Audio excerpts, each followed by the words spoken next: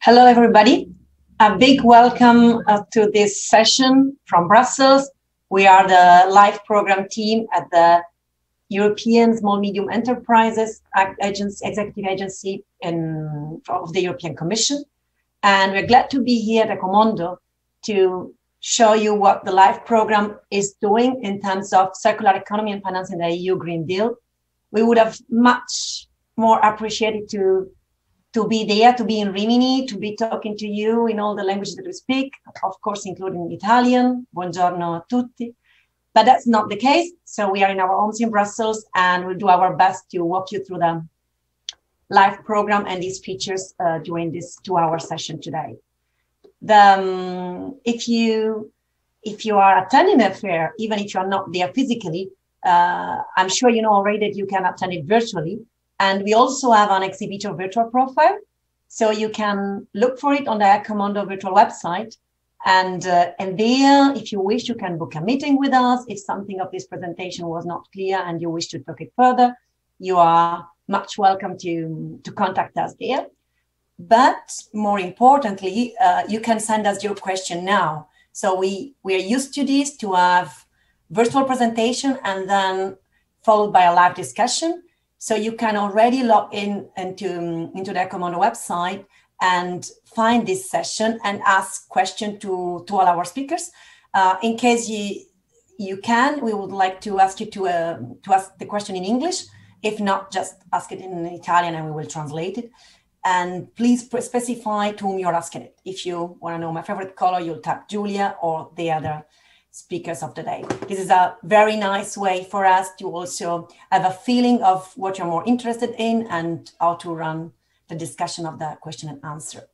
It's my role today to walk you through the day. My name is Giulia Carboni. I'm a project advisor for the LIFE program since approximately 7 years. But the program is much older. That's 28 years of experience that we are sharing with you today.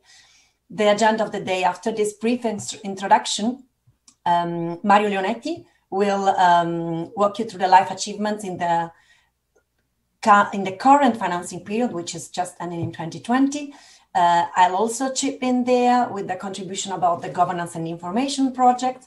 But then the moment that maybe it's more important for everybody is also coming at 10:40 with my colleague Aurelio Politano, who will introduce to us the future of life, so the life program that will start in 2021.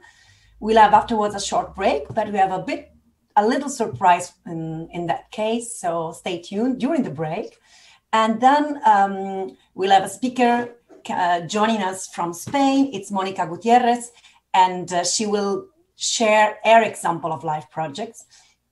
And then the cherry on the cake will get around 11:30 to our question and answer session. In that case, Angelo Salsi, who is the head of unit of the LIFE program in EASME, will join us and we'll like to discuss with you whatever we have discussed during the morning.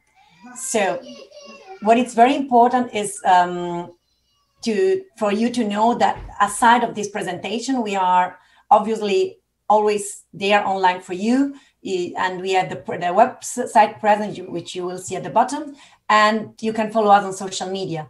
And also there, we always share our latest news, and you can follow the next course and what's going to happen. So now it is my pleasure to give the floor to Mario Leonetti. I will stop sharing my presentation and I'll ask Mario to share his presentation and join us. Thank you very much, Julia. I will just recover my presentation.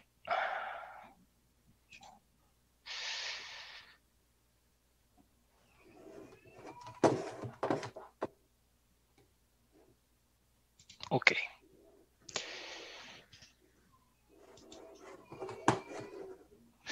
Okay, good morning, everyone. My name is Mario Leonetti. What I'm going to do today is to introduce you to the achievements of the LIFE program referred to the period of 14-20.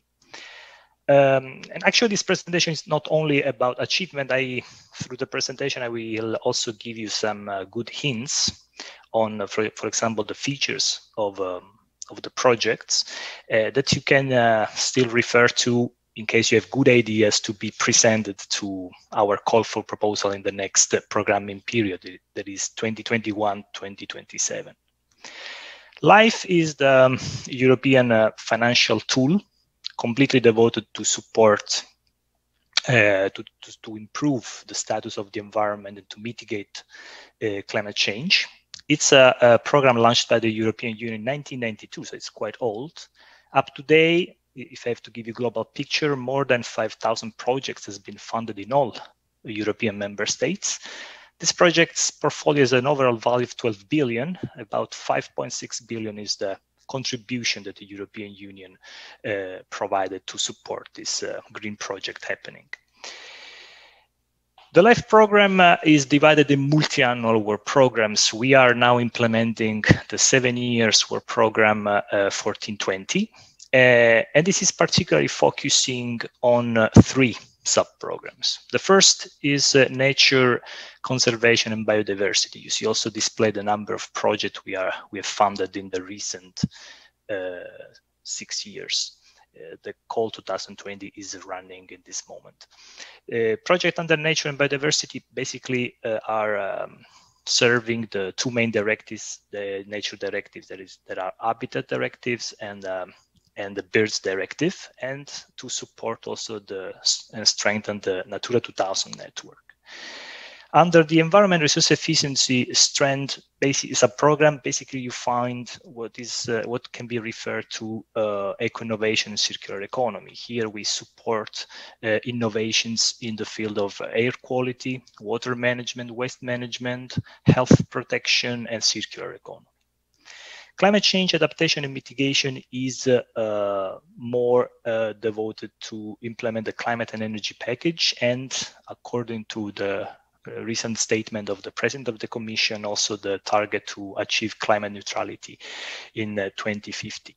168 projects have been funded in the recent 6 years.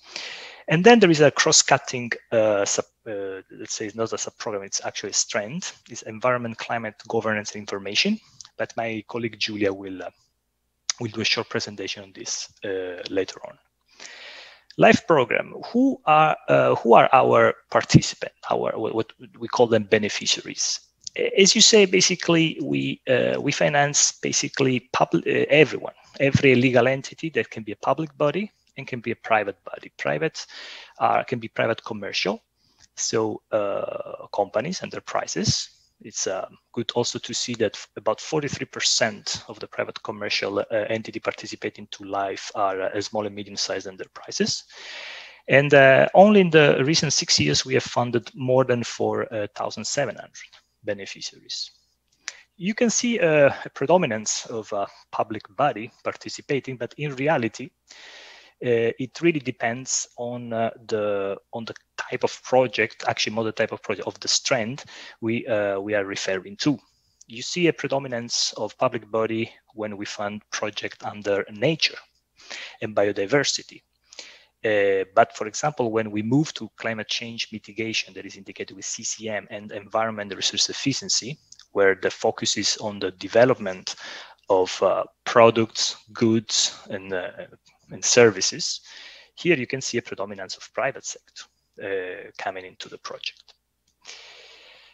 Now, some good hints for you, for everyone that wants to participate to LIFE. Some averages and some reference that I believe they will be also kept in the next programming period. LIFE co-financing in the period 1420 ranged from 60% to 55% of what we define as eligible cost. We mainly fund pilot and demonstration actions. Pilot and demonstration are two different degrees of innovation. Pilot is is the first of its kind. Let's say demonstration is something that maybe happened already in other geographical contexts or in specific sectors, and now is going to happen somewhere else. And so it still needs a demonstration step before being considered the best practices. And we also found best practices somewhat in some programs. But what is important to understand is not a research program, so no big research can be done. Only a small research part when it's strictly necessary for the development of the demonstration action, and no big infrastructure. For research and infrastructure, there are other programs such as Horizon 2020, for example. We have an average. If I have to tell you how many, how do beneficiaries participate? They participate generally in partnership. The average is 5, but LIFE is quite a flexible tool. We don't have partnership requirements. One beneficiary is allowed. Beneficiaries belonging to the same country are allowed. In general, the partnership is transnational. So you see multiple beneficiaries belonging to different countries among member states. Average project duration ranges between 3 and 4 years, but we have projects of 2 years, we have projects of 10 years and more. Average project cost and EU funding. Generally, a traditional project has a value of 2 million with a co-financing of 1.2, but we have projects with a value lower than 1 million, and we have projects of 30 million. Obviously, the higher is the amount of the project, the higher are the expectation, the benefits that the project must achieve. Well, for the beneficiary types, I already show you before in the other slides the quota of participation. Another important factor that we measure when we have to show results of LIFE are related to the key performance indicators. So at the end of the day, LIFE is an environmental program, and he has to deliver environmental benefits. So when you present the project, already at the very beginning, you have to tell us what are the environmental benefits the project is going to achieve. And then we monitor this during the project thanks to a tool that we've developed that is called KPI tool. What do we do basically? As you can see here, just 2 examples on waste reduction, CO2 reduction refer to 3-year periods 14-16. Basically, when you do a project that is climate change related, you have to quantify the CO2 reduction, CO2 equivalent reduction.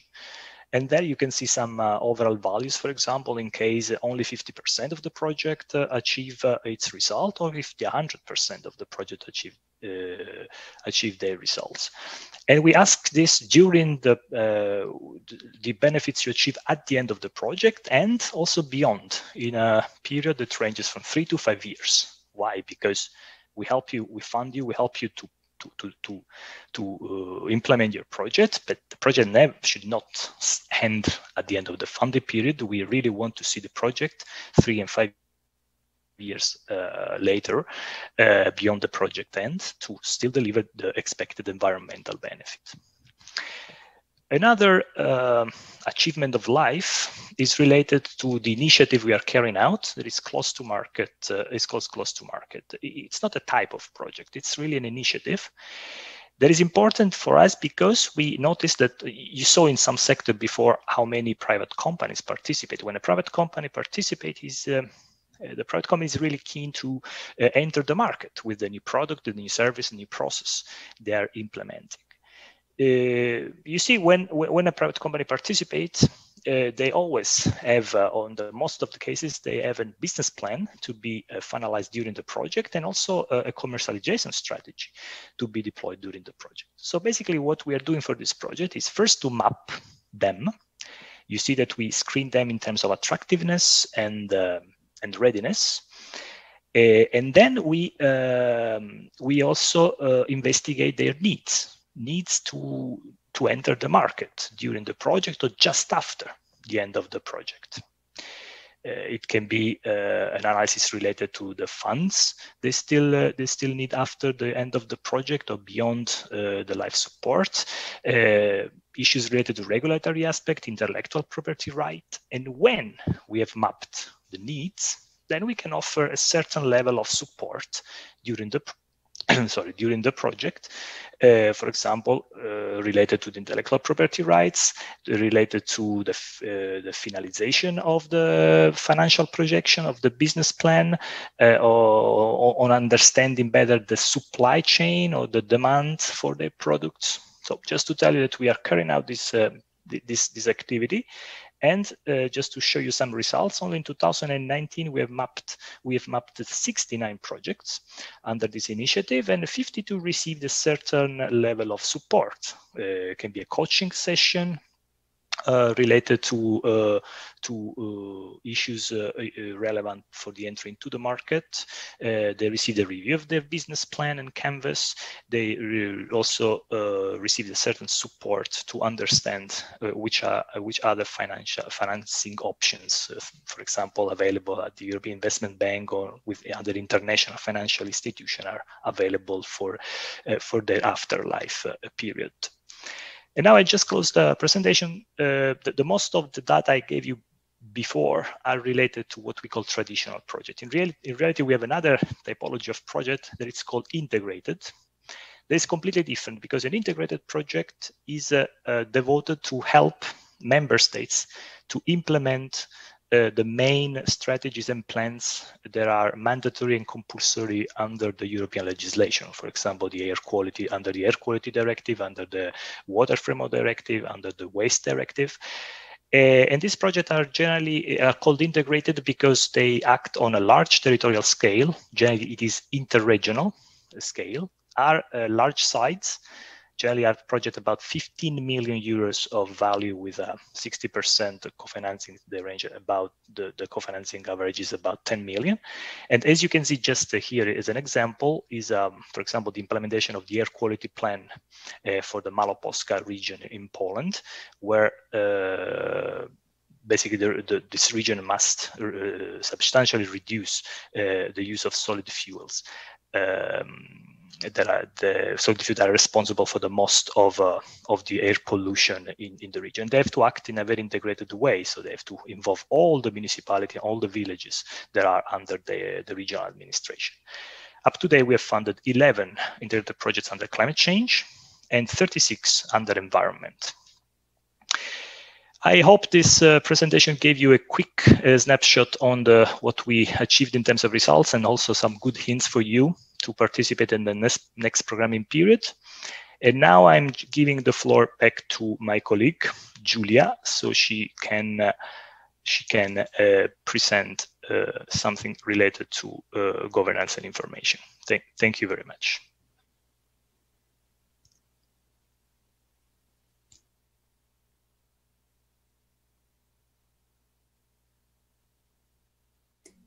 Thanks, Mario. So my video is coming back now, and I will share my presentation. Thanks a lot for this overview of the overall life. And here I am to give you a little snapshot of a peculiar strand of the LIFE program that's called Life Environmental Governance and Information. And I would like to focus on some examples which have boosted circular economy in the past years. I hope you can all see my slides on my screen. Maybe that's not the case yet, but it should be the case right now. Yes. So, environmental governance and information, and what's the link to circular economy? Since 2014, we have the LIFE program has funded 75 projects, and these are in there. When they are in the area mostly of governance, this means we are financing environmental training, capacity building, legislative compliance and enforcement, and activities which boost knowledge development and the participation of public and stakeholders. But this trend comes originally from more the side of information and awareness raising, and we still keep this component that's particularly on awareness raising on environmental matters, and the setup of cooperation platforms and knowledge sharing platform on sustainable environmental solutions and practice. What does this mean for subjects like circular economy? To explain you this, I choose 4 projects and I'd like to share their results with you. So I'm not going to have to give you the details about the specific amount of money or how long they last, but we'll go straight to the results. And the first one that I wish to introduce to you is an Italian project, Life We. So is focused on waste electrical and electronic equipment and how to recover it. What this project is doing is maximizing collection of we in Tuscany and Andalusia. So there is also a Spanish partner with two types of activities, with a new governance model, which is based on involvement of SMEs, and with awareness raising activities toward the citizens. I just want to focus on the biggest achievement that they reached, because they contributed, and it has been a long work, but the result was now recently 2020 Tuscany Regional Law on Circular Economy for Waste Management, which is establishing technical working tables to promote circular economy. What they are doing right now, it's help drafting the roadmap for these technical tables and the action plan on which is and they are doing that by introducing a system of incentives. If you want to know more, you'll find here below the link to the website. So this is for we. And the next one is on food waste. We know that that's a quite critical issue in terms of environmental protection and sustainability. And this project it aims at reducing food waste in the food service industry through mostly training, education, and communication. So what they are doing, they have identified the best methods and technology for food waste reduction and the quantification of benefits to develop monitoring tools. They went really far in involving target groups, the whole spectrum of actors which is involved in the food service industry. And very importantly, they engaged politically, both at the EU and national level. The latest result is that they were featured as best practice on the Italian Circular Economy Stakeholder Platform. If you want to know more about this project, you'll find a link there, lifefoster.eu, and they have a very well organized set of information about their results. Next, on food waste, it's an awareness raising campaign. This is called Life Food Waste Stand Up. And they focusing on food waste prevention and surplus of food management on especially three types of actors: agro-food SMEs, retailers, and consumers. And I have to say that it's particularly with retailers and consumers that they reached the best results. They raised general awareness on food surplus. In terms of environmental benefits, they reached a nearly 40% increase in the quantity of food which is donated by retailers, and 25% in the one that is recovered from agri-food companies. They set up a roadshow of events organized on a regional basis. They covered 10 regions in Italy. And by doing this, they basically set up fora for discussion and for the application of the National Food Waste Law. Overall, they managed to reach 1.5 million of consumers, and they set up a National No Food Waste Day, which is still in place.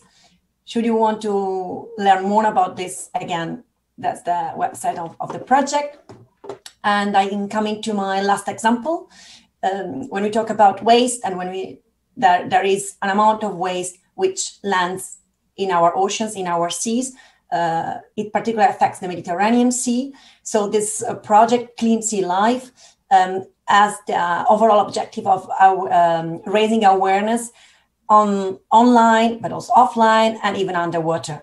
What it did was to involve basically actors around the sea all over Italy and beyond Italy to increase awareness on marine litter and empowering the citizens so that they are becoming a part of the solution and not a part of the problem. And they do this by removing existing litter, especially lost fishing gears, and prevent further littering. They launched a series of Fishing for Litter initiatives, which went really far and got very well known, as well known that the fishermen from San Benedetto del Tronto even met the Pope last year, approximately in this period. And they set up a series of important guidelines for management of marine litter that they distributed among the different actors. They reached extensive coverage on national, regional, local, and specialized media. They have a Clean Sea Life pledge, which you can also join. So far, 15,000 people took it and made their promise to the sea. And they organized hundreds of cleanups of beaches and sea floors. Beside the awareness raising activities, they were very active also politically. And this is what this project of ours are doing. So it's also about governance. And they contributed shaping legislation in various sectors, from banning microbeads in cosmetics to, as I said, the Fishing for Litter activities, and also the recent law on banning the mass release of balloons in some local councils. So this is all from my side, from this 4 project that I wanted to show to you. It's just a snapshot, and it concludes the image that Mario provided before. Now it's my pleasure to give the floor to Aurelio Politano.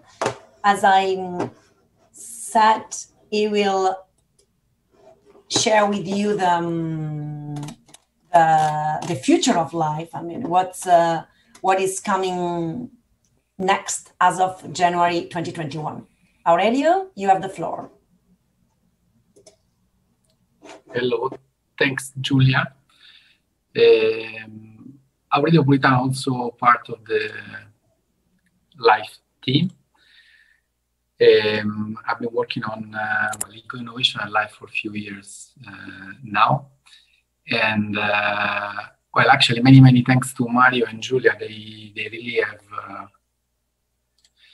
they have managed to explain to us what life has brought so far, basically. And I will not shock you with information concerning the new LIFE program, because basically, as it's logical, this will build on the achievements of LIFE so far. So the European Commission has tried to improve and capitalize on what has been done already for more than 25 years with the LIFE program. This is a short summary of what I will discuss with you today. So where we are with LIFE, in the sense, with the new LIFE, in the sense that, well, due to the current situation, it has not been officially adopted yet. The Commission has made a proposal already some time ago. So we'll discuss this very briefly.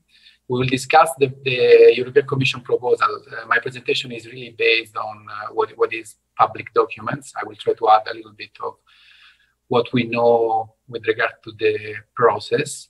I will explain to you then the structure of the new LIFE as it has been proposed by the Commission, and the type of projects and actions that are included basically in the new version of the program as proposed by the European Commission. I will also mention about program implementation.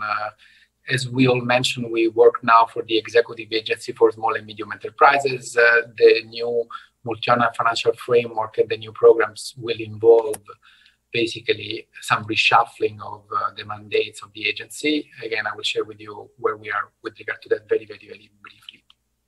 So let's start.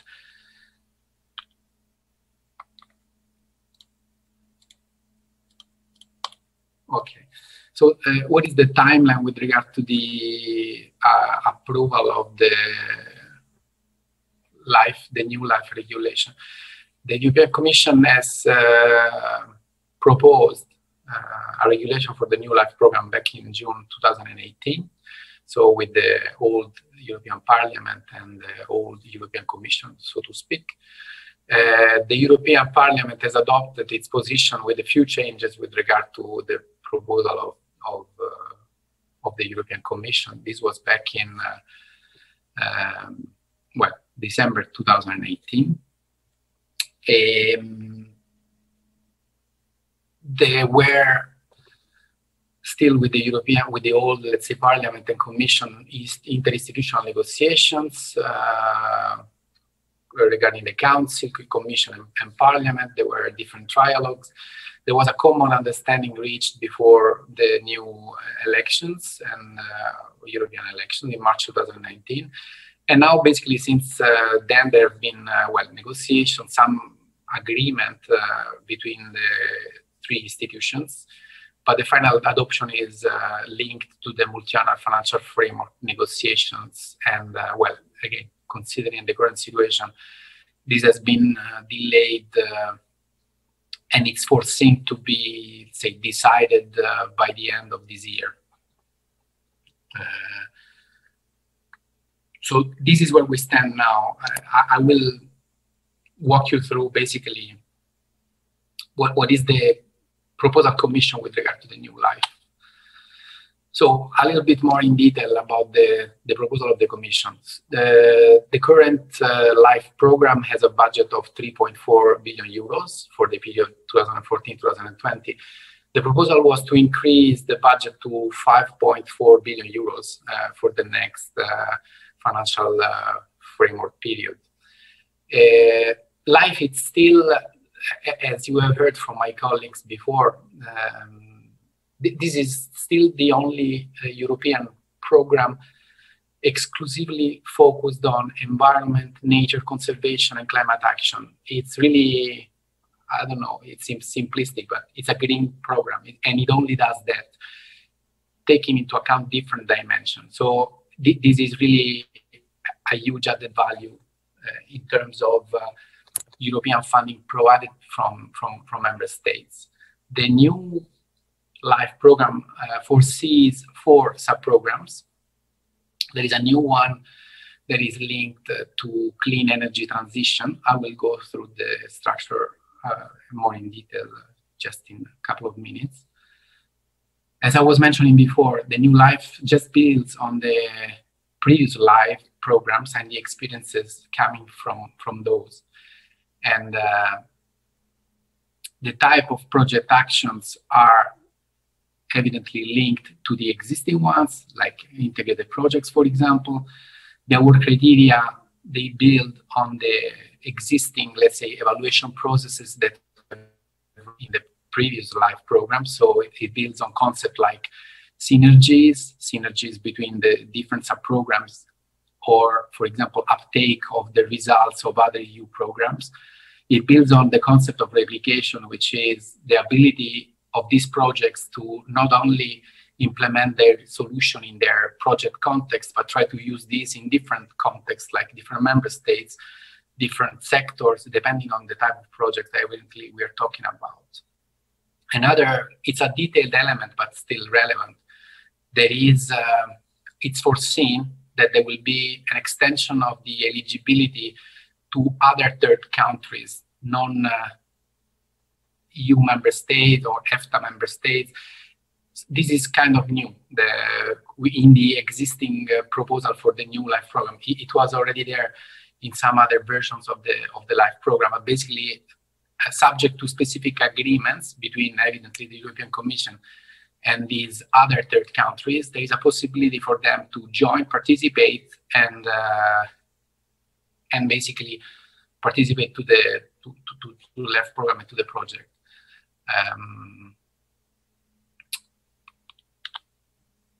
So about the structure, as I mentioned before, there are 4 sub-programs foreseen. The structure is slightly different, but the content is very similar to what we have seen already in the previous life program. So we have a sub-program dedicated to nature and biodiversity, one sub-program dedicated to circular economy and quality of life. This might sound the bit of different one for those that know the current life program, but basically it has been called like this by the European Commission, but this normally will include what are the existing thematic priorities under the sub-program environmental resource efficiency. So this sub-program will deal with the circular economy, with the water type of projects, with air quality. So it's very consistent with the existing life program. There is a sub-program for climate mitigation and adaptation, again, in line with the current version of the life program. The new element is clean energy transition. This is a new sub-program that will deal basically with the transition to a more energy efficient economy, and it will deal basically with energy efficiency, renewables, with the governance and policy frameworks linked to this aspect, to the financing of this transition.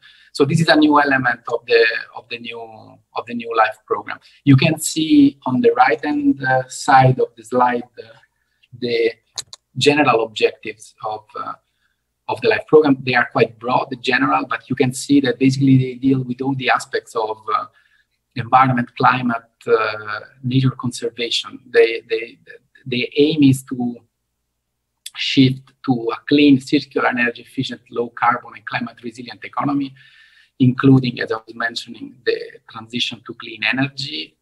The aim is to protect and improve the quality of the environment and halt in order to halt and reverse the biodiversity loss. In terms of proposed budget, again, I want to emphasize this. Those are official figures, but this is the proposal of the European Commission. This has not been approved yet. So, and this is why I was mentioning about the current negotiations and the link to the general budget of the European Union and the multi-annual financial framework. So, but those are, let's say, the figures that have been proposed by the European Commission, and they are under discussion, basically. So for nature and biodiversity, you can see that traditionally this has been the most significant part in terms of budget of the LIFE program. You can see that the budget foreseen is 2.2 billion, which represents roughly 39.4% of the overall LIFE program budget. The sub-program for circular economy and quality of life foresees 1.3 billion euros, around 25% of the total, so quite a significant part. Climate mitigation and adaptation, which was the sub-program that as a form or structure was the new sub-program in the existing version of the LIFE program, has a foreseen budget of 1 billion euros, around 18%. And the new component, which is linked to clean energy transition, also will have roughly 1 billion euros of budget, at least again, in the proposal of the European Commission. With regard to the last sub-program, clean energy transition, as I mentioned, the type of projects or priorities under this. So what I should mention is, evidently, I'm presenting the proposal of the Commission. And this goes back to June 2018. Evidently, there has been progress in the House with regard to preparation for the new multi-annual work program. So let's say the breakdown of this new proposed regulation in the following first 4 years. So this is where the multi-annual work program is where basically the European Commission decides more in detail what they plan to do with this new regulation. So there has been work with regard to this. And what I can say, because it's still also not yet approved, it's linked still to the approval of the adoption of the LIFE program regulation and of the budget. But what I can say is that in terms of topics and in terms of type of actions, I will mention the actions just in a couple of minutes, but in terms of topics or what we currently call thematic priorities, there will be a lot of consistency from what we have seen in terms of draft of the multi-annual work program. There will normally be a lot of consistency with regard to these sub-programs and the topics they have addressed in the past. So in the case of nature and biodiversity, the target is, again, conservation, biodiversity. All the existing regulation will be also a priority under the new sub-program. For circular economy and quality of life, I mentioned before, what we see is that normally this will address circular economy, waste management, air quality, water management in the wide sense. I mean, wastewater treatment plants and priority of river basins. So it's climate mitigation adaptation also, it will be very in line with the existing version. With regard to clean energy transition, as I mentioned, this will mostly deal in terms of priority with energy efficiency and renewables in the form of governance and policy frameworks type of priorities that can facilitate this transition to cleaner energy context. Basically, it will deal with the financing of these type of new technologies, and it will help roll out these new technologies. So in a word, there will be consistency from what we see for the new multi-annual work program as opposed to the existing version of the LIFE program. So the type of projects in the new LIFE and the types of actions, you see different names. I would like to reassure you on the fact that these different names, they actually build on the existing types of projects. So what you read there is strategic nature projects. The acronym is SNAP. So basically they build on integrated projects, the current integrated projects. So their aim is, as you can see from the definition, to basically support the implementation of biodiversity objectives by implementing programs in the different member states to mainstream these objectives into policies, financing instruments, and evidently they also include coordinated implementation of the priority action frameworks. So I just stop one second on this. The existing version of the integrated project, as was mentioned also before by my colleague Mario. So what they do is basically they aim at implementation of, it's an help basically to member states to implement existing legislation. In this case of Natura type of project is the implementation of priority action frameworks. The slight difference in the new LIFE program, the slight difference is that they will not only deal with the specific implementation of this piece of legislation, they can also, they are more flexible in terms of instrument. They can be extended to other type of legislation, evidently dealing with nature and biodiversity at national, regional, or international level. So there's a bit more flexibility. I can simplify by saying that it's a more flexible integrated project with regard to nature. So this is the reason why it has been given a specific kind of definition and specific focus with regard to the nature and biodiversity subprogram. When we get to strategic integrated projects, basically what we are discussing is a revised integrated project. And the idea of these bigger projects is to, again, implement legislation in the field of, for example, waste legislation, the waste management plans, or the Water Framework Directive. Depending on the area or there's a program, there's a specific piece of European legislation that is targeted, so just in line with the current integrated projects. But the aim is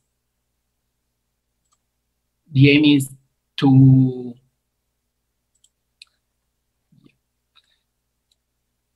just 1 second. Okay. So I apparently had a problem with the window in the middle, so hopefully it works better now. So the aim of this strategic integrated project is just in line with the integrated project and is to basically leverage on not only European funding, but to match national funding, regional funding to implement those pieces of legislation, leveraging on different sources of financing and involvement, evidently, of different type of stakeholders.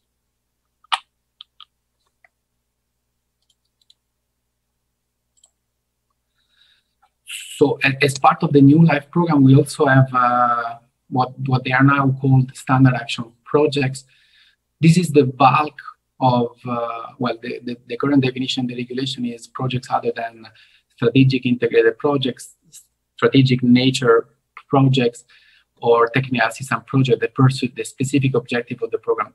Those are our current traditional projects.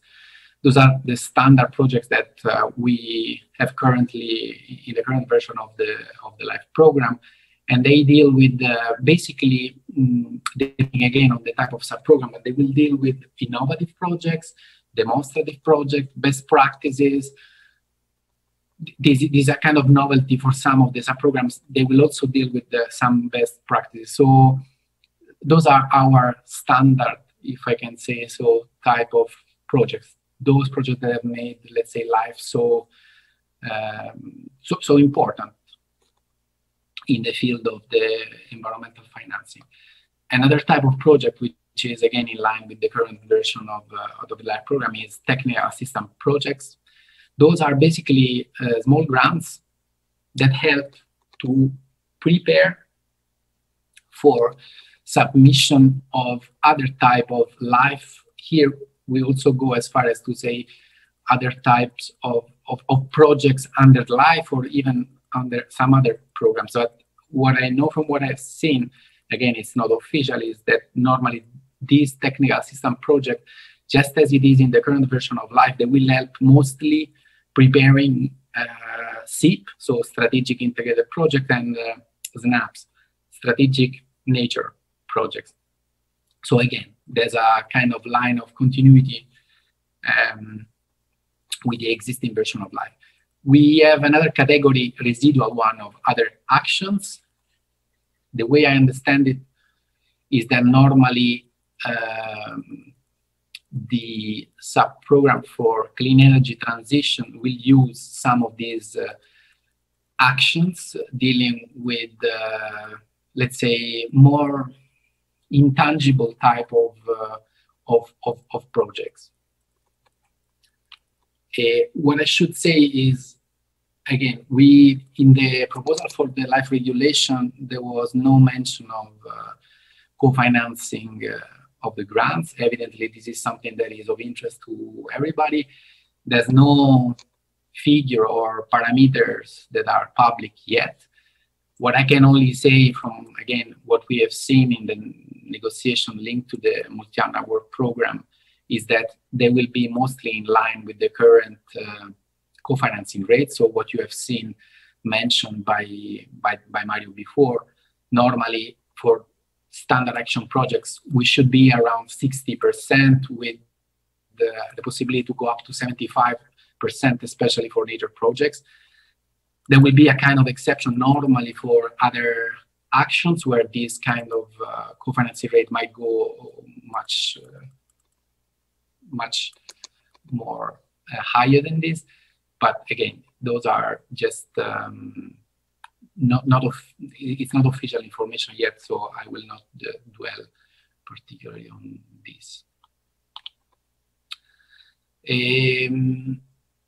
With regard to program implementation, I was mentioning before that currently, traditionally the LIFE program has been implemented. When I say implemented, what I mean is the project management, the launching of the call, the monitoring of the project was run up until 2014 by the DG Environment of the European Commission, so directly managed by the European Commission. With the existing version of the LIFE program, 2014, this has been delegated to the Executive Agency for Small and Medium Enterprises, so what is now called EASME, and so this is where our team currently works. With the new programs and new multi-annual financial framework of the Commission, there will be some reshuffling of these programs and these mandates to the executive agencies. The European Commission adopted a proposal for the delegation of the programs for the new multi-annual financial framework, and basically, as we know it now, the LIFE program will be implemented with the existing team. We basically join the portfolio of what is called now INEA, which is the Innovation network executive agency. But basically, apart from all these acronyms that are typical of executive agencies, the idea is to create an executive agency which will deal with a green portfolio. Currently, INEA is implementing programs linked to infrastructure, so LIFE will join normally this executive agency, and so there will be a kind of synergy in this executive agency linked to implementation of green programs, basically. So, as I mentioned in the slide, the new agency, and actually as it's mentioned in the proposal of the Commission, should manage a portfolio of EU programs that are dealing with climate, environment and infrastructure. And by environment, we include evidently also nature and nature conservation, as mentioned before. That is a big chunk of the LIFE program. So evidently, this is also linked to the current negotiation, linked to the multi-annual financial framework, and so it's still, everything is kind of still pending a little bit. So I think I have gone as far as I could sharing with you the information that could be shared. We would have liked, actually, when we originally planned this session was, well, actually late spring.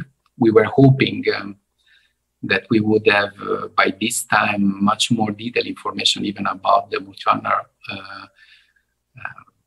work program. But as I mentioned, due to all this uncertainty, we are not there yet. So I will give back the floor to Giulia. And normally, I see that we are a little bit in advance with regard to the schedule. So normally, I think we should anticipate the break a little bit. But again, I leave this to my colleague, Giulia, to decide. Yes. Thanks, Aurelio, for this presentation and for giving some, sharing what is ahead of us. We have Anna in the back office who is already receiving the questions that are coming from your side. There are not many yet. Normally, people warm up and share more questions afterwards, but please feel free to share them already now, then we can allocate them among ourselves, and we see that there are already some for us. I would like to remind you how to do that. So here is the, wait a sec, I'll just show you 1 second how to do it. So that's here. You can connect with us. You can come to visit our virtual stand. We're not there with you in Rimini. None of us is there, but there is this virtual space for us to share information. And more importantly, as I shared before, you can use the live discussion in the chat and ask us questions.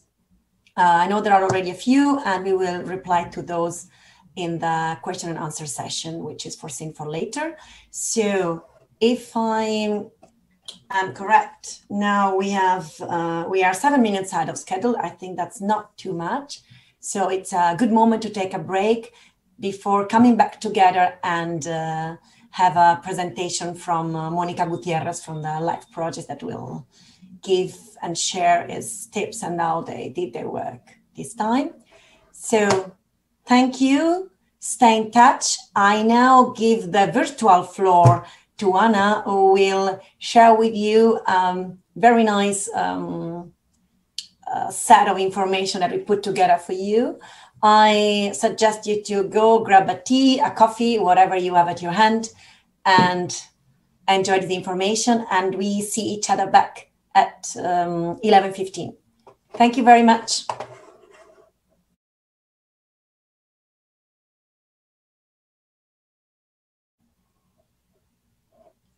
Hello, everybody. Welcome back. We hope you enjoyed the information that we shared in these short little videos. They are all available on our YouTube channel if you wish to share them and have a further look at them. Now it is my pleasure to introduce to you the last speaker of today. That's Monica Gutierrez from Spain, from the project Live Vertalim. She will share with us the lesson learned and the results from our project. Hi, Monica. Hi, good morning to everybody. And thanks you very much for your invitation to this event. I am Monica Gutierrez. I'm going to share the presentation. Okay.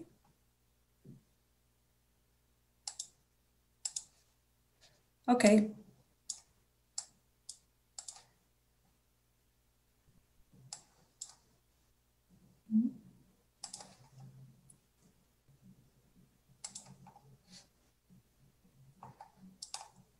I have problems with the...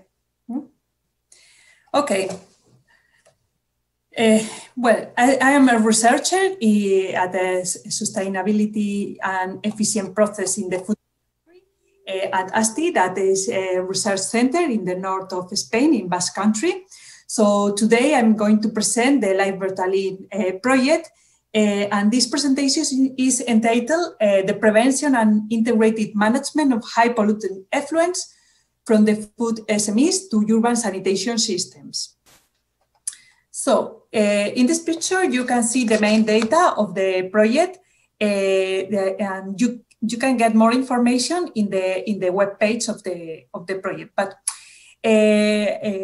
well, I'm going to the matter. So the environmental issues for this project is the high percentage of the industrial waste from fish canning industry in the urban wastewater treatment plant.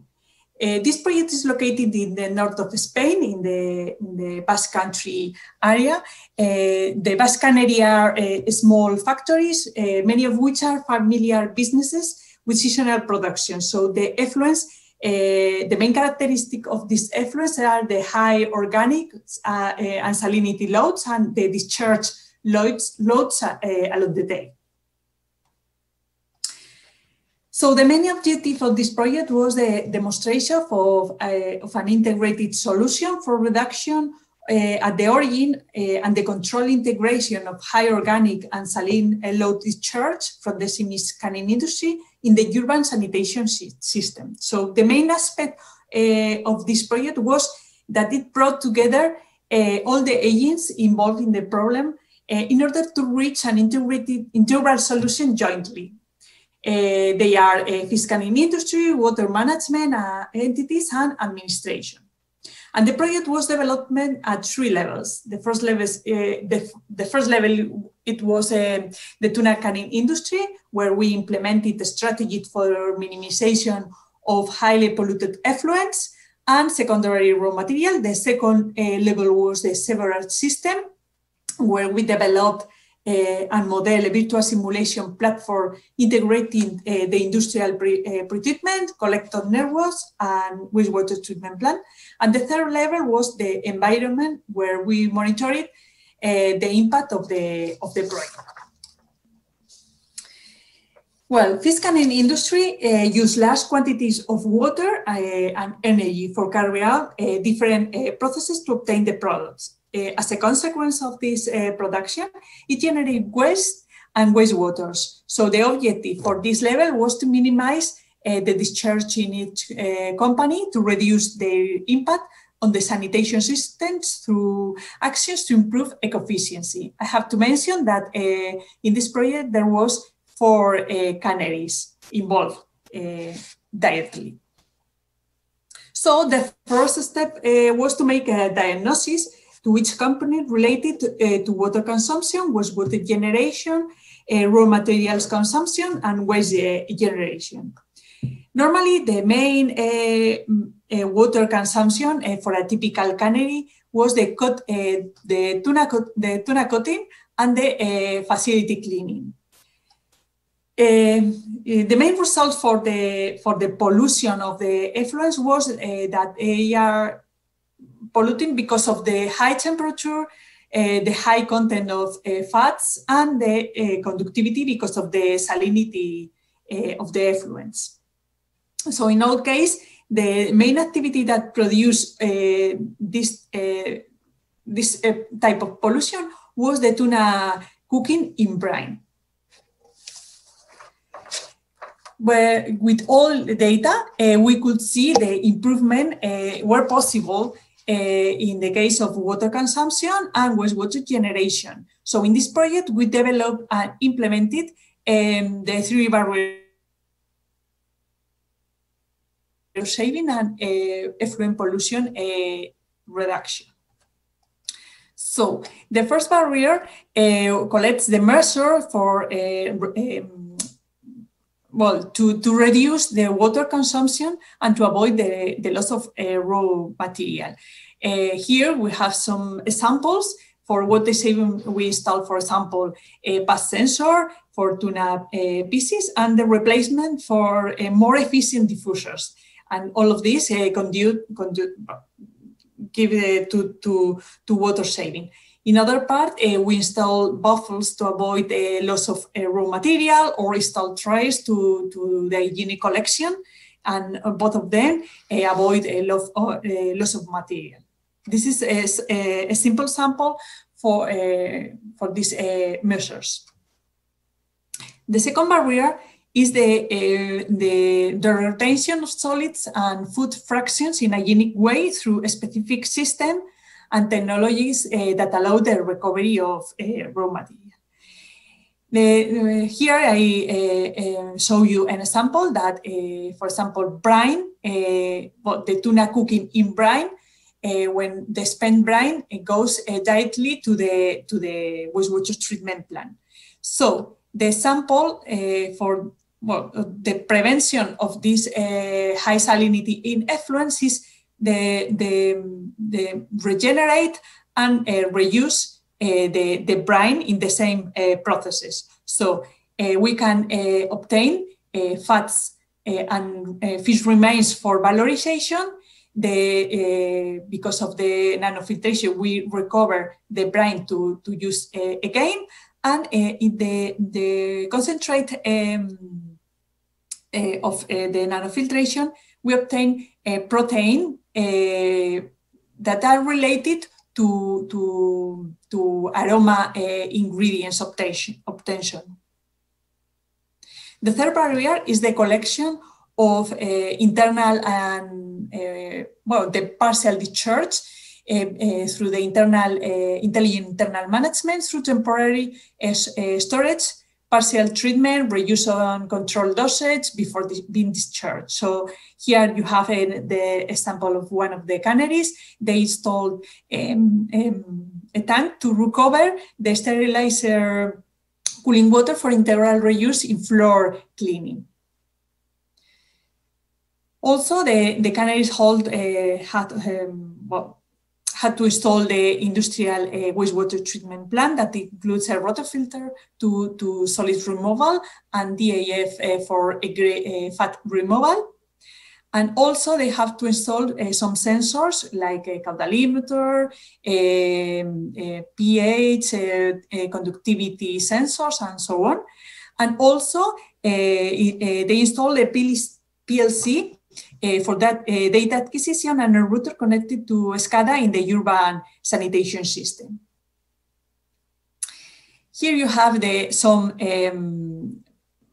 results of the efficiency indicators for the live Bertaline tuna canneries. As you can see,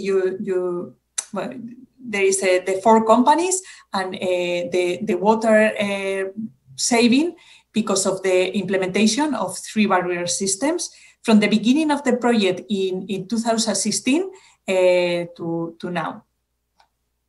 And yes, and here the improvements. We also study the pollution of water, of effluents from the canneries.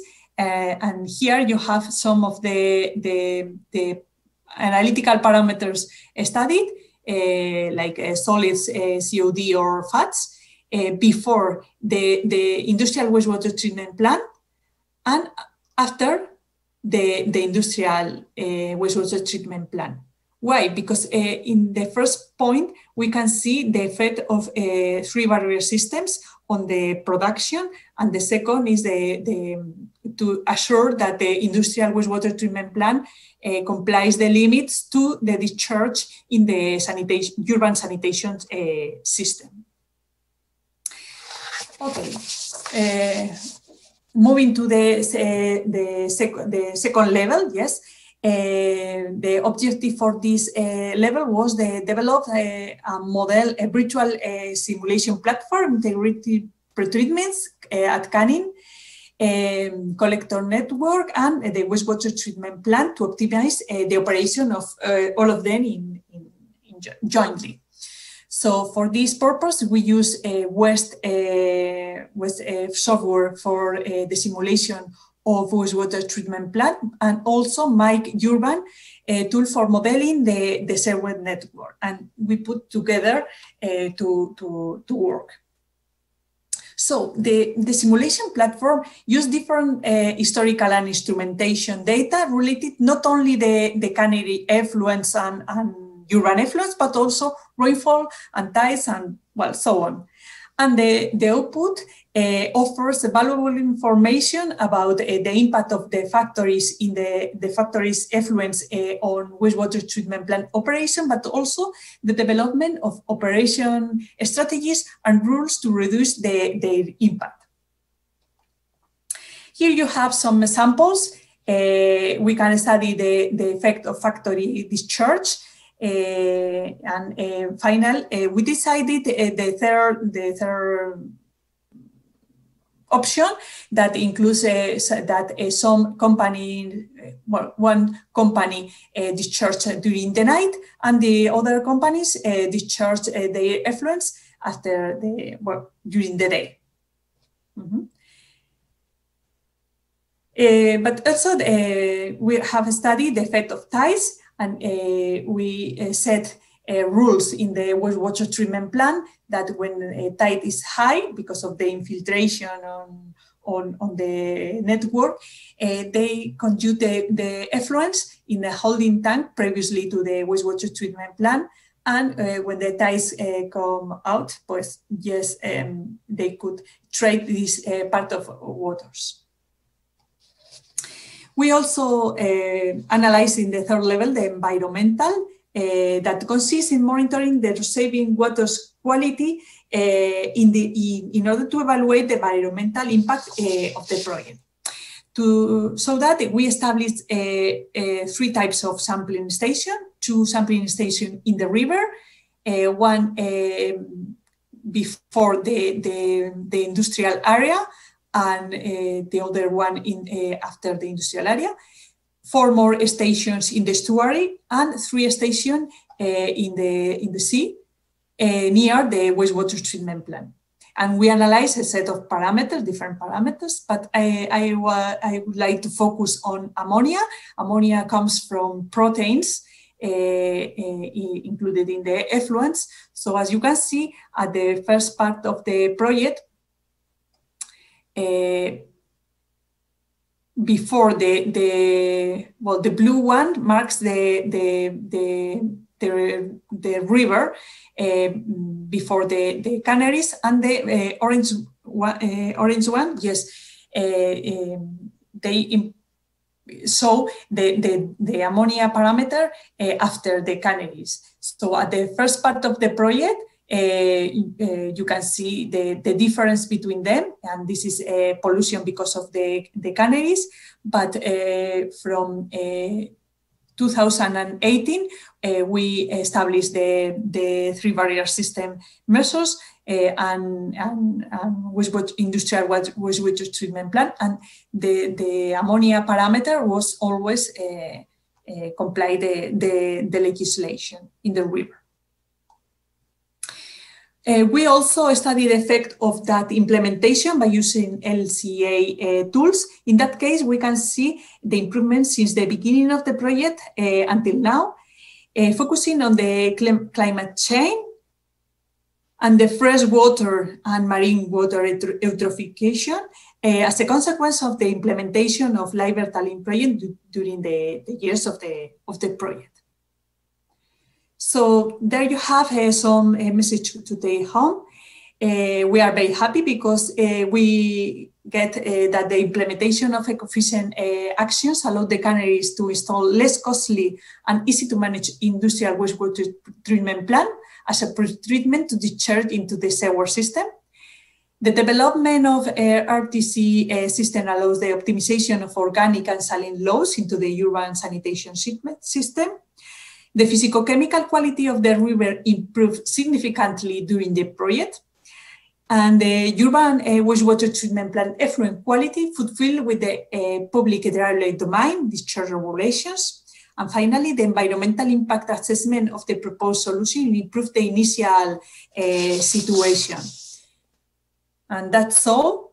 If anyone are interested in receiving for more information, here you have the web of the project.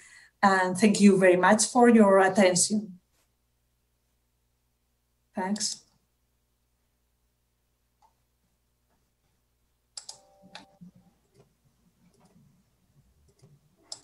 Thank you very much, Monica. Thanks for your presentation. So the time that everybody was waiting for now is for us to answer your question. In the meanwhile, we received from the back office quite a few. So I'll ask all the speakers to please turn on your camera, but mute yourself and unmute only when the question will come for you. So let me just move this.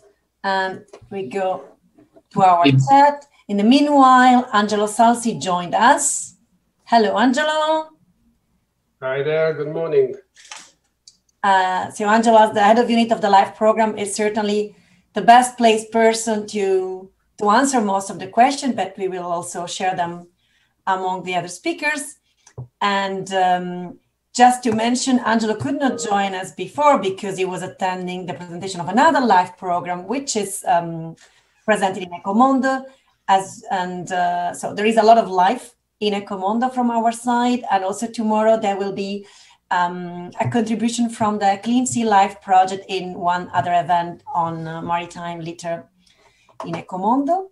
So I would like to ask Angelo the first question, which is maybe the one that is the crucial one for everybody. Will there be a live call in 2021?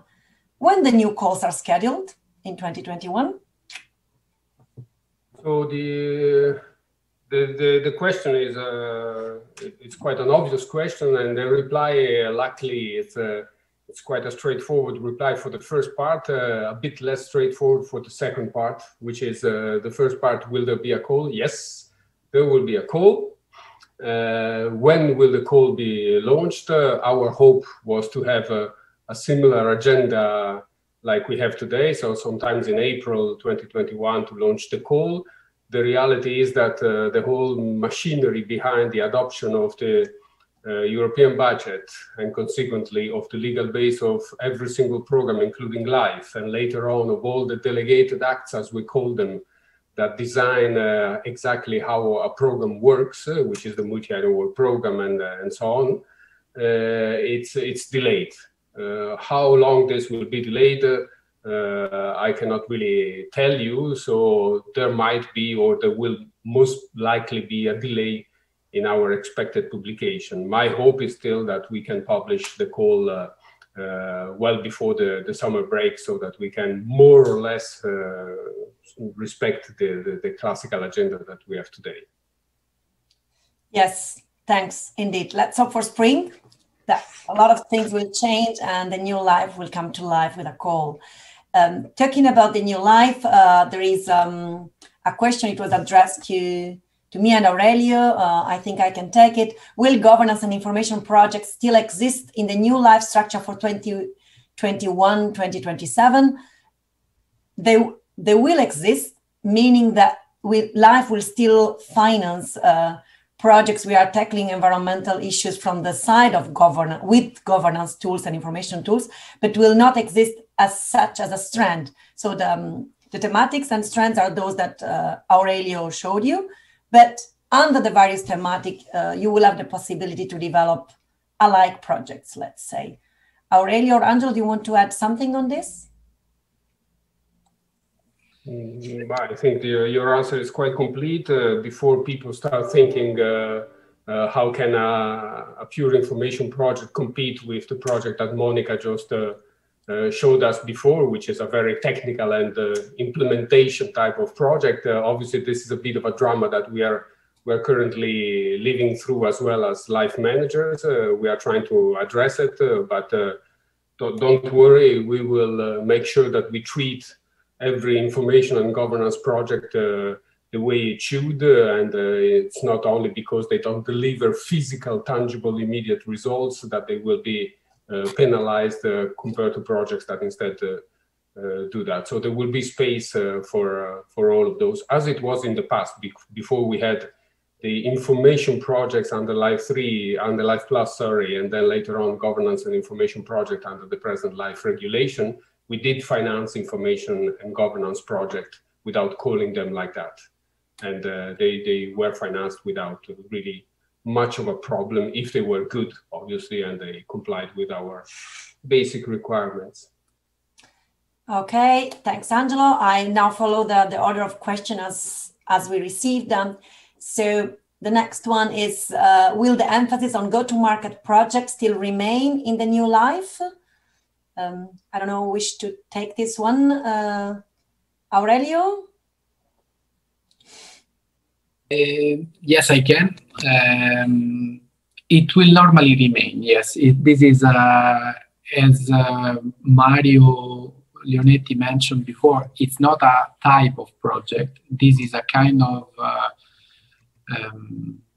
additional feature of some projects that have the possibility, let's say, to go to the market. So we are trying to support them. So this is simple. Yes. Thank you. So now, Angelo, this one is for you. Will there be in the program specific actions related to the new Green Deal? What are the connections between LIFE program and the EU Green Deal call program? Are they related? Yeah, no, I don't want to sound too much Trumpish, but not today. Before the Green Deal came around, the LIFE was already there financing the Green Deal without even knowing that we were there. That in the future we would be probably the first example that the policymakers, once they pushed for this Green Deal agenda, they used. I don't know whether you realized, but in the narrative behind the Green Deal, when it was time to give shape of what we meant by the Green Deal, a lot of LIFE projects were used as examples. So LIFE is the Green Deal, and the other way around. I don't think we really need to create a specific explicit connection by calling a part of a call a Green Deal call, because everything under LIFE is Green Deal, whether you call it climate change, energy, biodiversity, and you look at the various pillars of the Green Deal, we match them one-to-one.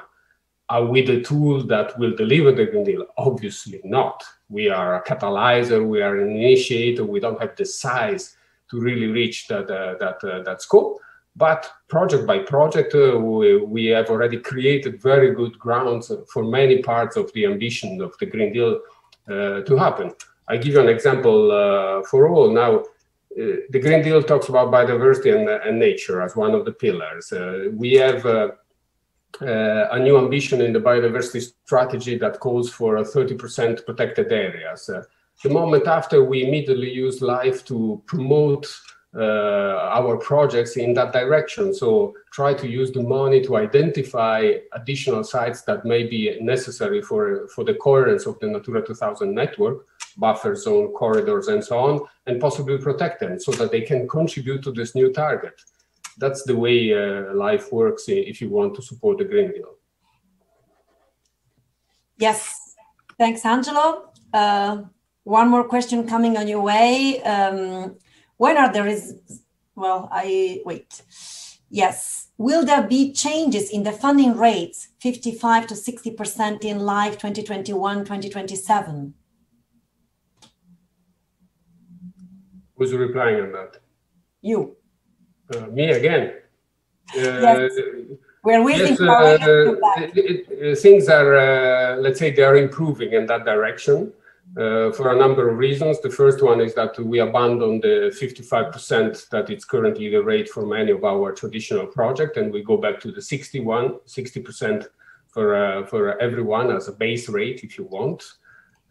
We still keep the 75% for certain projects in the nature and biodiversity sector dealing with certain species and habitats, but we expand dramatically the potential in terms of coverage of species because we're not anymore going to link them only to those with the listed asterisks in the Habitats Directive, what we call the priority habitats and species. Then we are inheriting, together with the incoming of our colleagues and friends from the energy sector, a much higher rate of co-financing for certain kinds of projects, what we call under the new life regulations, the other projects, which could go up to 95%. It will not be the big mass of project, but still it's there. So you see that from today's system where we have a 55, 60, maximum 75%, we go to a system where you start already with 60, then you can go up to 75 for certain projects, and you might even get to a 95% for other projects as well. And we are still looking at the need for keeping certain of the facilities that we had introduced in the last call connected to the COVID crisis, meaning the depreciation, the non-depreciation of durable goods, the use of the valorization of voluntary work, and so on, which obviously is sort of a disguised additional rate of co-financing, if you want, in a certain way, because it reduces the matching funds which are needed by the participants. Okay. Thanks so much, Angelo. Monica, the next question is for you. How did you manage to get the Canaries involved in the project? I think it's the Canaries Island. That's the question. No, Canaries is fine. Yes. Well, I have to confess that it was very, very difficult because here in the north area, they are a familiar business. It's really difficult, but we have help from the hometown entities and others stakeholders. We assure their participation because of the LIFE program. Give them some help, economical help, and at the start of the project, we are they are very apprehensive with a European deal, but when the project went down, they can show that we understand them and we help them, and they can feel the improvements work on. So it was at the first part, they are refused to work a little bit, but in the end, they learned a lot about how to improve their businesses, and they feel that they really improve. Okay, thanks a lot, Monica. We are waiting for Aurelio to come back, so I will ask Angelo if you can take one from him. The question was, when are the results of the last live call expected? So I guess they're talking about the current live 2020 call, which is now in the process of concept notes for the environment strand, and the full proposal have already been submitted also for the climate action strand. So for the concept note, so the first stage of the life environment, life nature, and the governance and information environment strands, Aurelio, you don't see him because he just switched to sending the notification letters. So apart from the talks, we are currently physically sending the notification letters to all the applicants. So our target is by the 9th of November, if I remember well, to finish or the 10th, whatever. Yeah, we will start sending the 10th, and we are working on it now. Yep. Aurelio is with us. I don't know if he wants to. Yeah, sorry. Well, Corona times, have been disconnected. I don't know what was the issue. But I understand you're talking about notification. Yeah, we plan to notify normally by the 10th of November, so next week, if everything goes well. Mm-hmm. Yes, indeed. If we don't have interruptions, let's say. Yeah. While instead for the CLIMA part, the full proposal are in, and we are evaluating them, just like for the integrated projects. So this will take a bit more time. We will talk about the results in a while. It will take a bit more. Yeah, that's for 2021 probably. Yep. Okay. So now we go to the next set of questions. I guess that's for Angelo. Will there be changes in the funding? No, this we had already, sorry. Yeah. That with regard to the extension of eligibility to other third countries, will partnership projects with Africa entities be eligible for funding? If I recall correctly, the political agreement in the new LIFE regulation confirms the setup of what we call currently Article 6. So the Article 6, by way of exception, allows you to work in any country in the world, having partners in those countries that are actively involved in the project, provided you can demonstrate factually that the work that you do there is necessary to achieve the results in the European Union. So we have now already quite a numerous population of projects that are using this particular tool, Article 6, that was designed at the beginning to cover typically migratory species, but now is being used by climate project, by environment project with different kind of justifications. So I think this is confirmed, and we also have the incoming and life of what we call the BEST program. The BEST program is a sort of a small program dealing with biodiversity in all the overseas countries and territories. So it will span from the Polynesian islands to the island of St. Helens. And so I think that life is becoming, again, a bit more international than what it should be. So you might remember the old guys like me that we had a life third country once upon a time. I'm not saying that we are going back to that level, but it's getting a bit more this international flavor again. Yes, indeed. So I have a question for Monica now. It's from the, so we want to hear the voice of our life beneficiary. How long, more or less, does it take to prepare a successful application? Switch on your mic. Well, in that case, this is from live. Oh, sorry. No, go for it. Yes. Oh, yeah.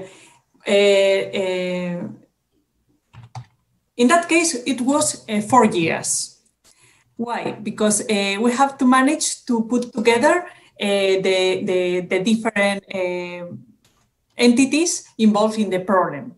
So we travel around Basque Country to try to involve the different parts, and it was very difficult. But finally, on 2015, we can get, and we offer the project to the goes to the LIFE program.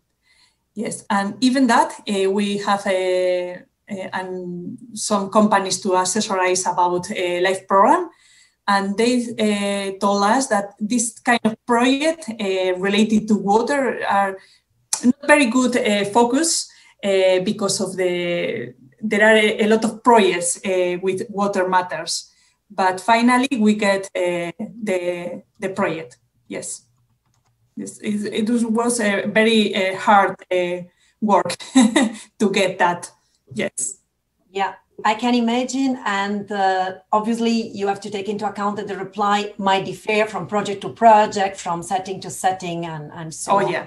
Yes. It's always good to talk to life beneficiaries and hear their experience, especially if they are sharing with you something. So the topic, the thematic, the type of work, the country, the type of stakeholders they work with, for example, that also can take. Yes, we take into account that there are a lot of projects. Well, I did a search, a huge search about projects, water, Spain, and food companies are the most applied projects. So, indeed. Somebody told us that it was difficult. It could be difficult to get, but we find. Yeah. Yeah, Julia, can I add one thing? Sorry to interrupt you. Yeah. Because I also don't want to scare the applicants, because for years, okay, it's very long time, and I guess there must be some hard work. I don't remember from which call the project is of Monica, but I assume that it's from before 2019. So what I just want to mention is that in the current sub-program for environment, which includes environmental resource efficiency and Natura, we have 2-stage calls, which facilitate a lot. There's a kind of 15 pages current stage 1 call, and then a second one, which is probably the one Monica is referring to, that takes a lot more time basically to prepare. But just to say that we have tried to simplify this, but what Monica says, evidently, he's right in the sense that when you get to the full proposal, if you get there, but even before, you need to be ready to basically have a fully fledged live project. Otherwise, it will not pass. Yes, Aurelio, do you also wanted to add something on the previous question that we had? I just want, because I am not sure the question about Africa and other, let's say, non-EU countries. I think it was also linked to my presentation where I was mentioning that there's a possibility for other third countries to join. So apart from what Angelo said, which is the possibility to participate to a project, the new life regulation foresees, but this is what I mentioned, it foresees the possibility to have an agreement between basically European Commission and other third country on how they would participate to life. So this would be, they would chip in with, it's a little bit like, well, currently Horizon, they would chip in with an agreement with some, let's say, probably contribution to the program, and then they can be as eligible as any other member state. So it's a possibility. For the moment, nothing is in place. It's just a possibility. Okay. Thank you, Aurelio. We stay with you. We have a few questions where people wanted to ask them to you. One is life sub-program Clean Energy Transition could include a project related to smart energy community, which involves several municipalities. Okay, the straight answer here is that the current priorities are being discussed, basically. So, and this is what I was mentioning with regard to the multi-annual work program. So, in theory, yes, but in practice, you unfortunately need to wait a little bit, because colleagues of dealing with this, they are developing the project topic. One thing that I might add is that normally the calls under the clean energy sub-program will be much more, let's say, the scope will be much more restricted than the current live topics that we know. So in this sense, they are working on this. So in theory, yes, but I cannot say a fully fledged yes. Okay, so the next question, it was flagged for Aurelio, but maybe Angelo will also want to add something. So also relating to the extension to other partners, will OCT countries benefit from life more easily? Shall I take it, or Angelo takes it as Julia? I don't know. Yeah. That was flagged for Aurelio, but maybe Angelo wants to take it, yes. I can. No, go ahead, Aurelio. But no, sorry, Angelo, because I don't see you. So, as I just mentioned before, this will depend on the agreement, if there will be an agreement with the other third country. But normally the conditions will be, as far as I understand from the regulation, Angelo, correct me if I'm wrong, they will be the same, basically. So they will be the same as as other member states. So there will be no particular, say, treatment. This is my understanding of it. Yep. Okay. Then maybe I give the floor to Angelo on this one. Let me find it back. So that's, there was a question on the 2-stage. Now I can't find it back. Wait a second. Sorry for this. Yeah, basically the question was, the application will be in 2-stage for all the priorities. They want us to have the crystal ball. Well, for what we call traditional projects, there is evidence that shows that when you are dealing with a large volume or a large number of application and of rather complex application, a 2-stage approach, whatever, if you call it life or any other kind of business, makes a lot of sense because it reduces the complexity of setting up a very long list of forms and complex narrative at the beginning, and you're only asked to do that once the likelihood that you have the financing is much higher. So this is the logic. On the other side, obviously, you have to think that there is a system in place that manages these kind of processes. And the system is able to carry on its shoulders a certain volume of work. And the 2-stage approach clearly is a longer process and a more cumbersome process for the administrative side so for the back office, if you want. My personal feeling is that it should be applied across all what we will call in the future standard action project. First, for a question of equal treatment. And second, because it has been designed not for us, meaning the managers of the program, but it has been designed for you, meaning the applicants to the program, to make your life easier. So far it has proven to be worth the investment. So we have not yet decided whether it will be applied across the board. There will be parts of life which will apply a 1-stage approach, and parts of life which will apply a 2-stage approach. My feeling is that it would be nice to have it applied across all the future standard action projects, irrelevant whether they are called energy, climate, or environment, but might not be necessarily the final solution that will be adopted. Okay, thanks a lot, Angelo, for this. Thanks, Anna, for managing the back office so well and sharing the questions with us. We have no questions left. So now I'd like to give the floor to Angelo for some closing remarks. Angelo, the floor is yours. Thanks, Julia. No, I thought there would still be a question because of the blue color behind your shoulders connected to the elections in the US, but I see that nobody dares to ask the question. Also, we have no clue and we have no influence whatsoever on the destiny of that country. You have seen, thanks to the people that you have listened to, that the capacity of life in terms of supporting circular economy and a lot of the Green Deal priorities is unchanged. It's in circular economy. We didn't even call it like that in the 90s, but we were already financing projects similar to the one that Monica explained to us, maybe not using the same technology, obviously, but I said before, there was no Green Deal around, but we were clearly a green program.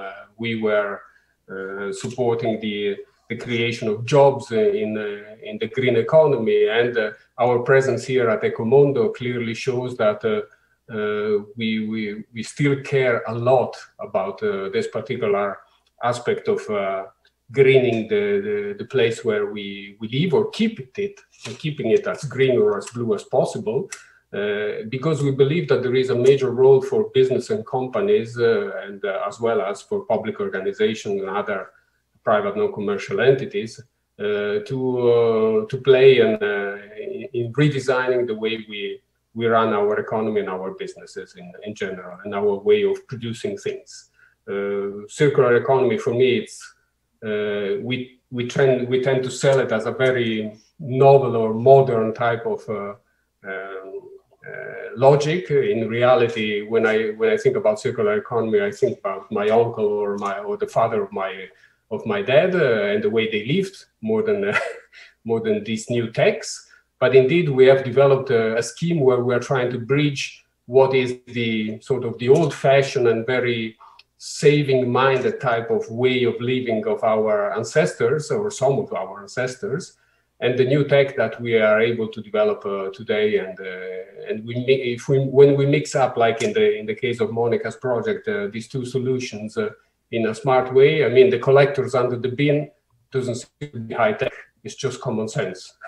But connected later on to the PLC and all the electronics that we have today, it makes even a better result at the end of the day. So I think it's really the role of life. And there was a question to Aurelio: are we still thinking about close to market? We are thinking about close to market because it's common sense. If we finance a project about the production of a new, I don't know, tile to be used for our houses when we build them or when we refurbish them, and to produce this tile, we will use 30% less energy. If nobody buys that product, the environmental impact or the energy saving is zero. It's just the one that was delivered as a demonstration during the project. So the connection between market success, or what we call the close to market, and environmental impact, it's one-to-one. So we are not considering this project as different project. We are simply thinking, using to a certain extent the same narrative that a business would use. I want to become rich thanks to my ideas. And we, in parallel, we think we want you to become rich because we want you to make our environment a little bit better every day. So that's what the close to market logic is. It's not that we are a money maker program. That's not the thing. So I think that I leave you with that, and I really hope that in 2021, after this miserable 2020, we will have a year which will bring us a little bit of normality back, and that in autumn next year we can meet physically in Rimini again. I think the ECOMONDO is a very important event for all the sector, and we would really very much like to be there this time in person again with our nice stand at the entrance of the exhibit, and to meet you all in person, and possibly to dream together about an even better world the next round. Thanks a lot, and enjoy the rest of the day. Thank you, Angelo. Thanks a lot for these closing words. I can only finish by thanking all the speakers, Mario, Aurelio, Angelo, Anna in the back office, and especially Monica, who joined us from Spain to share her story, her project story. I invite you once again to visit our exhibition stand. It's virtual this year, but there are a lot of information that we are sharing there. And you have the possibility also to meet with us if you wish. I'll just say that we see each other online next in the different channels that I shared with you, and hopefully physically in 2021, spring sometime, or for the ECOMONDO. Thanks a lot. Thank you, everybody, and have a great day. Enjoy the rest of the conference.